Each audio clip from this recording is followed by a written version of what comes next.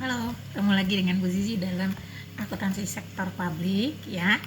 Kita masuk ke laporan realisasi anggaran berbasis kas ya. Tujuan standar laporan realisasi anggaran menetapkan dasar-dasar penyajian laporan realisasi anggaran untuk pemerintah dalam rangka memenuhi tujuan akuntabilitas bagaimana ditetapkan oleh peraturan perundang-undangan. Nah, di sini ruang lingkupnya pernyataan standar ini ditetapkan dalam penyajian laporan realisasi anggaran yang disusun dan disajikan dengan menggunakan anggaran berbasis kas.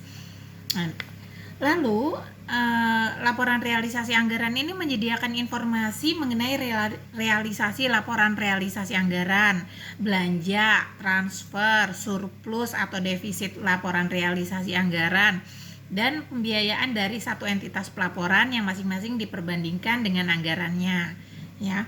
Terus, laporan realisasi anggaran ini menyediakan informasi yang berguna dalam memprediksi sumber daya ekonomi yang akan diterima untuk mendanai kegiatan pemerintah pusat dan daerah dalam periode mendatang dengan cara menyajikan laporan secara komparatif, ya.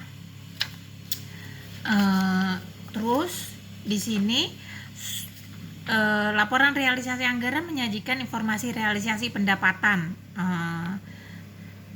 Terus yang harus diidentifikasikan secara jelas dan diulang pada setiap halaman laporan. Jika dianggap perlu, informasi berikut: nama entitas pelaporan, cakupan entitas pelaporan, periode yang dicakup, mata uang pelaporan, dan satuan angka yang digunakan.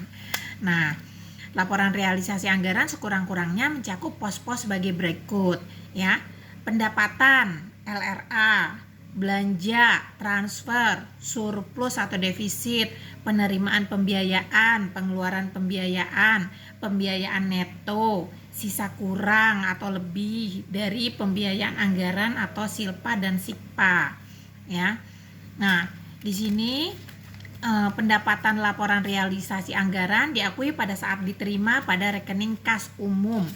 Pendapatan LRA diklasifikasikan menurut jenis pendapatannya. Misalnya, penerimaan dana perimbangan dari pemerintah pusat dan dana bagi hasil dari pemerintah provinsi. Terus akuntansi pendapatan laporan realisasi anggaran dilaksanakan berdasarkan azas bruto.